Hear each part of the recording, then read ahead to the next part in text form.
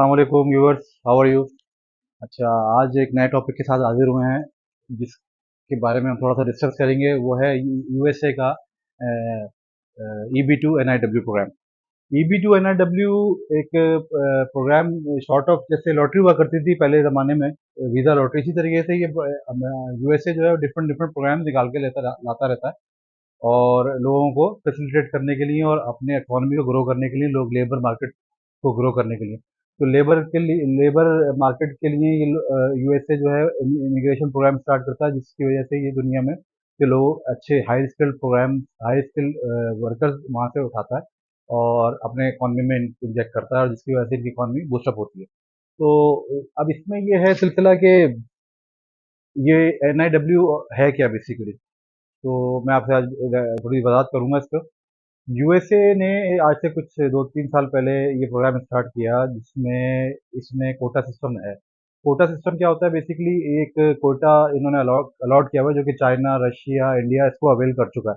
ये अनाउंस करता है अपनी लेबर मार्केट को ग्रो करने के लिए, वहाँ पे ये हाई स्किल्ड वीजेज निकालता है, हाई स्किल्ड प्रोग्राम निकालता है। हाई स्किल्ड का मतलब ये होता है कि अगर आप एजुकेशन आपकी अच्छी है, आप किसी भी कैटेगरी के अंदर एक सलाहियत हासिल रखते हैं जो कि नॉर्मल से ज़्यादा है, मतलब किसी कैटेगरी में फॉर एग्जांपल स्पेशलाइजेशन है आपकी, तो उस कैटेगरी के लोगों को ये अपने पास वेलकम करता है और उनको वीज़ा इशू करता है, जो कि लीड्स टू ग्रीन कार्ड है। EB2 NIW है क्या? EB2 NIW ये है कि एक नॉर्मल जो वीज़ा होता है E1 E2 B1 B2, इस तरीके से EB2 एक वीज़ा कैटेगरी है, जिसकी सब कैटेगरी होती है NIW की, नेशनल इंटरेस्ट वेवर। तो नेशनल इंटरेस्ट वेवर का क्या सिलसिला है, ये बेसिक होता क्या है, जब कोविड आया तो कोविड के दौरान काफ़ी हम बात हुई, लेबर मार्केट यूएसए की कम हुई। उसके बाद उन्होंने अपनी मार्केट को, ज़ाहिर सी बात है, अपनी मार्केट को वापस लेके आना है, लोगों को काम देना है ताकि इनका काम चलता रहे, लेबर मार्केट हो। तो ये लोग बेसिक दुनिया से वर्ल्ड वाइड लोगों को वेलकम करते हैं थ्रू इमिग्रेशन प्रोसेस, जिसमें ये इस टाइप के प्रोग्राम आते हैं। अब ये प्रोग्राम आके इसमें क्या होता है, लोग अपने आप को हाई क्वालिटी एलिजिबल जो होते हैं, एलिजिबिलिटी जो रखते हैं, हाई क्वालिटी ऑफ प्रोफेशनल्स, वो इसमें प्रोग्राम में फॉल करते हैं, अप्लाई करते हैं, इसकी पिटिशन दाखिल होती है और उसके बाद गवर्नमेंट ऑफ यूएस अगर वो समझती है कि वो फॉल कर रहा है इस प्रोग्राम में, तो उसको वीज़ा दे देती है, EB2 वाला वीज़ा। और वो क्या होता है, वो बेसिकली ग्रीन कार्ड इशू होता है। अब लेबर मार्केट फुलफिल करने के लिए अब इनके पास कोविड के बाद जो भी मामला हुए, तो अब इन्होंने दोबारा से इसको रैपिड किया। अब चाइना, रशिया और इंडिया जो है, इनका कोटा तकरीबन हो चुका है फुल, इन्होंने वहां से बंदे ले ली, उठा लिए सारे। अब आगे पाकिस्तान में, लकीली पाकिस्तान में अभी भी ये प्रोग्राम एग्जिस्ट कर रहा है और यहाँ से अभी भी इनका कोटा पूरा नहीं हुआ, तो ये इसको अभी भी इन्होंने अलाउ किया हुआ लोगों को ये पिटिशन लोग दाखिल करें। अब इसमें जो ज़रूरत है, जो एलिजिबिलिटी बनती है, वो होती है सबसे पहली तो कि आप हाई स्किल्ड है। जैसे मैंने बताया कि ये प्रोग्राम है ही हाई स्किल्ड का। हाई स्किल्ड प्रोफेशनल हो, आपके पास कोई एराजी डिग्री हो, या आपकी कोई प्रोफेशन में कोई क्वालिफिकेशन ऐसी हो जिसमें आप सुपीरियर क्वालिटी पे आ रहे हो, या फिर आपके पास कोई ऐसी सर्टिफिकेशन हो जिससे आप एक डिफरेंट बिल्कुल ही अपने कैटेगरी में बिल्कुल अलग समझे जाए। तो वो, जैसे कि एग्जांपल जो डॉक्टर है, डॉक्टर तो नॉर्मल सारे डॉक्टर होते हैं, मगर एक स्पेशलाइज डॉक्टर जो होता है वो स्पेशलाइज होता है। तो इस टाइप की कैटेगरी, उस टाइप के प्रोफेशनल यूएसए इस कैटेगरी के अंदर उसको वेलकम कर रहा है। तो अब इसकी जो मेन तरीकेकार क्या है वो बताऊँ। अगर आप जॉब्स के अंदर हैं, हाई स्किल्ड हैं, तो वो तो आप, जैसे मैंने बताया कि डिग्री चाहिए। नहीं, अगर अगर बिजनेसमैन है तो फिर आपको बिजनेसमैन लेवल पे रहते हुए अगर आपने काम करना है, तो फिर आपको पिटिशन दाखिल करनी होगी एज अ बिजनेस प्रपोजल बनाना पड़ेगा कि भाई भाई वहाँ जाके इकोनॉमी में क्या, आप उस इकोनॉमी में उनको सेटिस्फाई ये करना है यूएसए को, क्या आप उनकी इकोनॉमी में क्या वो करेंगे, इंजेक्ट क्या करेंगे, उनको क्या इंटरेस्ट है, उनका उनका इंटरेस्ट आप किस तरीके से फुलफिल करेंगे। तो उनको आप जो भी देंगे, यूएस इकोनॉमी को जो भी आप बेनिफिट देंगे, आपने वो जाहिर करना है। अगर आप बिजनेस लेके जा रहे हैं, तो आपको एक अच्छा बिजनेस प्रपोजल बनाना है। उसको आपने, जैसे दुनिया में वर्ल्ड वाइड हर जगह ही अगर आपका यूनिक बिजनेस होता है, तो वो ऑब्वियसली कंसिडर किया जाता है। इसी तरीके से यूएसए में भी अगर आप करना चाह रहे हैं, तो आप एक यूनिक प्रपोजल लेके जाएंगे, तो बहुत बिल्कुल उसकी पजीराई होगी। मगर अगर आप नॉर्मल एक बिजनेस लेके जाते हैं, तो उसको आपको फिर कन्विंस करना पड़ेगा कि आप क्यों वहाँ पे ये काम करना चाह रहे हैं, कि आप उस चीज़ से उनकी इकोनॉमी को क्या ग्रोथ मिलेगी। तो वो आपने कन्विंस करना होगा बिजनेस लेवल पे। और अगर आप जॉब लेवल पे हैं तो जैसे मैंने आपको बताया कि आपने हाई स्किल्ड प्रोग्राम आप हाई स्किल आपने अपने आप को दिखाना है, एग्जिबिट्स जिसे कहते हैं, हमें आपने एग्जिबिट्स के थ्रू उनको दिखाना होगा कि भाई ये चीज़ें मेरी हैं, सारी प्रोफाइल बनेगी और उस बिना पे आपका पिटिशन डाला जाएगा। अच्छा, नेक्स्ट मैं लेके चलूँ, बात ये है कि पिटिशन किस तरीके से डाला जाएगा। पिटिशन डालने के तरीकेकार ये है कि सबसे पहले तो आपका ईसी होगा। ईसी मतलब ये है कि आपकी डिग्री जो भी है उसको आपने रिकॉग्नाइज कराना है, और उसको जैसे आपका हायर एजुकेशन कमीशन एचईसी से आपने उसको टेस्ट करवाना है, और फॉरेन अफेयर से। तो ये अगर आपकी लोकल डिग्री है और आपकी फॉरेन डिग्री है तो आपने फिर उस तरीके से वहाँ पे जहाँ पे भी, जैसे इंग्लैंड की है तो आपने इंग्लैंड भेजना है, या कनाडा भेजना है, उसको आपने ईसीए करवाना है। ईसी आपका कंप्लीट हो जाएगा तो उसके बाद फर्दर आपकी प्रोटेक्शन डलेगी। अब ये आप खुद भी कर सकते हैं, ये इतना कोई वो नहीं है। अगर आप पढ़े लिखे हैं तो आपने वेबसाइट पे जाके इनकी अमेरिका की, यूएसए की वेबसाइट पे जाके वहाँ से EB-2 और NIW का सारा प्रोसेस निकाल लेना। फॉर्म वगैरह फॉर्म तरीके से भरा जाएगा। उसके साथ आपने एक पिटिशन दाखिल करनी है।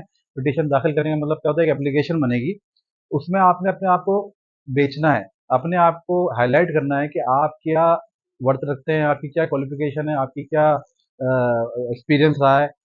तो उस बिना के ऊपर आपने अपने आप को पूरी तरीके से एलिब्रेट करना, और इस तरीके से एलिब्रेट करना है कि आप उनको कन्विंस कर सकें कि आपसे बेहतर इंडिविजुअल नहीं मिलेगा उनको। तो वो अगर आप खुद कर सकते हैं तो दिस वेल एंड गुड, नहीं तो आप किसी कंसल्टेंट का, जैसे यहाँ पे लोग कंसल्टेंट हैं काम कर रहे हैं, उनका सहारा ले सकते हैं, क्योंकि वो प्रोफेशनल्स होते हैं, उनको पता होता है कि किस तरीके से क्या चीज़ को प्रेजेंट करना है। एक आम इंडिविजुअल वो चीज़ नहीं कर पाता जो एक प्रोफेशनल कर लेता। तो अगर उनका सहारा लेते हैं कंसल्टेंट्स का, जो आपके यहाँ पे इर्द-गिर्द काम कर रहे हैं, तो आप उनसे सही कंसल्टेंट जिसको जिसकी नॉलेज है उससे आप बात राब्ता करें, उससे एक अपनी पिटिशन बनवाएँ। पिटिशन, जैसे मैंने बताया आपको कि एक पूरी एप्लीकेशन बनेगी, और वो एप्लीकेशन बनने के बाद यूएस गवर्नमेंट को सबमिट होगी। वो यूएस गवर्नमेंट को सबमिट होने के बाद अटॉर्नी होता है, अटॉर्नीज जो है इस पे काम कर रहे होते हैं, अटॉर्नी यूएसए के अंदर ही होते हैं, जो कि मोस्ट प्रोबेबली अगर कोई कंसल्टेंट है तो उनके पास होंगे अपने अटॉर्नीज, नहीं तो आप खुद भी कर सकते हैं लॉयर करके। मगर ये है कि सेकेंडली होता ये है कि ये अल्टीमेटली ये एप्लीकेशन यूएस गवर्नमेंट को चली गई, पिटिशन, तो पिटिशन अप्रूव हो जाती है 4 महीने में, 3 से 4 महीने में पिटिशन अप्रूवल आ जाता है गवर्नमेंट की तरफ से। इसका मतलब ये नहीं है कि आपका वीजा लग गया। पिटिशन अप्रूवल का मतलब होता है कि अगर आप उनकी टर्म्स एंड कंडीशन या उनकी पॉलिसी को फुलफिल कर रहे हैं, फॉलो कर रहे हैं, तो आपको वो एक्सेप्ट कर लेंगे, और उसकी बुनियाद पे वो आपको इंटरव्यू की एक डेट असाइन करेंगे, जैसे कि नॉर्मल वीजा की डेट होती है। आप विजिट वीजा लगवाने जाते हैं तो उसकी भी एक डेट असाइन करते हैं ना, इसी तरीके से इसकी भी एक डेट वो लोग असाइन इशू करेंगे कि आपने इस तारीख को इंटरव्यू देना है। तो असल मामला उसके बाद शुरू होता है। तो ये लोग, कुछ लोग ये समझते हैं कि भाई वो पिटिशन अप्रूव हो गई तो फिर बात खत्म हो गई, वीजा लग गया, ऐसा नहीं होता। उसके बाद आपको वेट करना पड़ता है कम से कम 2 साल, 2.5 साल, डिपेंड करता है अवेलेबिलिटी के ऊपर कि वो कब डेट देते हैं। वो डेट आती है, आपकी डेट जिस वक्त आपकी आएगी, आपने उसी तरीके से इंटरव्यू पे जाना है, इंटरव्यू में जाके उनको उनके सवालों के जवाब देने हैं, उनको कन्विंस करना है कि आप क्या करना चाह रहे हैं, क्या उनके इकोनॉमी में ग्रो करेंगे जाके, और सारी चीज़ें।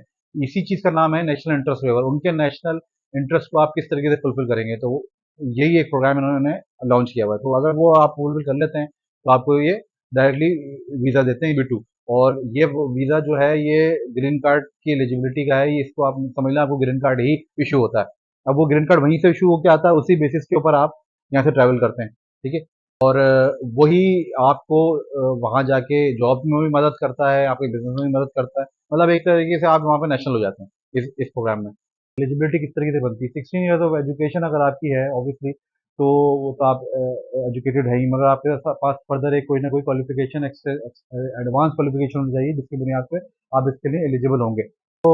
पिटिशन डालने के बाद अगर आपके पास आरएफसी आता है, रिक्वायर्ड फर्दर एविडेंस, उसमें इतनी परेशानी की बात नहीं है। पिटिशन के अंदर आपने एलिबरेट करनी है प्रॉपरली कि भाई मैं एजुकेशन ये थी, मेरा एक्सपीरियंस ये था, तो उसको आपने डॉक्यूमेंट की बुनियाद के ऊपर वेरीफाई भी कराना है ना। उसे ऑब्वियसली अगर आप ये कहते हैं कि मैं हाईली स्किल्ड हूँ और मैंने ये अचीवमेंट है मेरी कि मैंने ये डिग्री की हुई है, तो उस डिग्री की आपने कॉपी भी दिखानी है। तो वो चीज़, अगर कोई ऐसी चीज़ें इनके रिव्यू के अंदर आपने भेज दी हैं और वो चीज़ आपने लिखी है, मगर आप उसके एविडेंस नहीं दिखा पाए, तो वो फिर आरएफई में मांगते हैं, वो फर्दर एविडेंस आप प्रोवाइड करें, ताकि जो चीज़ें कुछ ना कुछ मिसिंग है, क्योंकि वो आप बंदा जो है, जो फॉरेन यूएस ऑफिशियल है, वो आपकी पिटिशन को पूरी तरीके से रिव्यू करेगा, उसमें कोई ना कोई आपकी पिटिशन के हिसाब से ही आपको जज कर रहा होगा, समझ रहा होगा जो कुछ आपने लिखा है, तो उसको वेरीफाई भी कर रहा होगा कि अगर आपने डॉक्टरेट की डिग्री ली है, तो डॉक्टरेट अगर आपने कह दिया तो तो आपकी डिग्री किधर है, तो उसको वेरीफाई भी कर रहा होगा। तो ये चीज़ें आपने देनी है, ताकि कोई चीज़ें किसी भी किस्म का हर्डल ना आए आपकी पिटिशन के अंदर।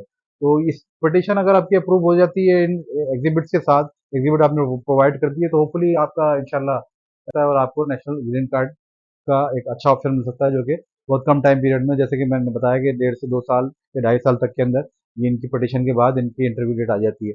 और अगर आप ग्रीन कार्ड यहाँ से लेके जाते हैं तो इट्स बेटर, बहुत अच्छी अपॉर्चुनिटी है। वर्ल्ड लीडर है अमेरिका इस वक्त, और आपको वहाँ पे काम करने का मौका मिलता है, ग्रीन कार्ड मिलता है, तो it's better for you and better for your family. तो आज तक की ये अपडेट थी जो मैंने आपको दी, तो इंशाल्लाह नेक्स्ट वीडियो के साथ कोई नई चीज़ लेके आएंगे।